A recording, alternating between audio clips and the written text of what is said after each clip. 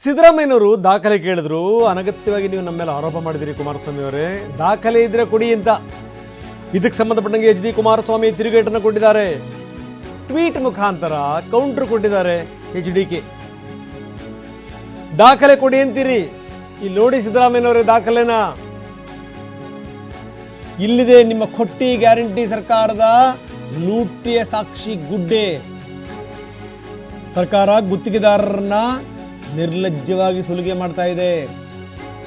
ಈ ಸಾಕ್ಷಿ ಗುಡ್ಡೆ ಸಾಲದೆ ಮುಖ್ಯಮಂತ್ರಿಗಳೇ ಅಂತ ಕುಮಾರಸ್ವಾಮಿ ಕಿಡಿಕಾರಿದ್ದಾರೆ. ಚೊಂಬು ಹಾಕಿ ಹಂಡೆ ಹೊಡೆದ್ರು ಅನ್ನೋ ರೀತಿಯಲ್ಲಿದೆ ನಿಮ್ಮದು.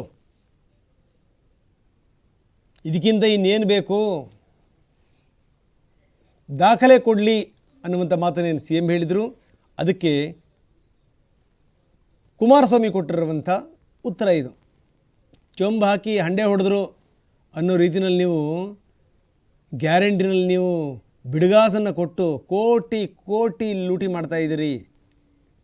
ಗುತ್ತಿಗೆದಾರರ 22,000 ಕೋಟಿನಲ್ಲಿ ಅಷ್ಟೊಂದು ಕೋಟಿಯಷ್ಟು ಬಿಲ್ ಬಾಕಿ ಬಿದ್ದಿದೆ. ಈ ಬಾಕಿ ಮೇಲೆ ನಿಮ್ಮ ಪರ್ಸೆಂಟೇಜ್ ಖರೀದಿ ನೆರಳು ಬಿದ್ದಿದೆ. ಸಾಲ ಸೋಲ ಮಾಡಿ ಬಂಡವಾಳ ಹಾಕಿ ಕೆಲಸ ಮಾಡಿದಂಥ ಗುತ್ತಿಗೆದಾರರು ಕಷ್ಟದಲ್ಲಿದ್ದಾರೆ ಅಂತಾರೆ ಕುಮಾರಸ್ವಾಮಿ.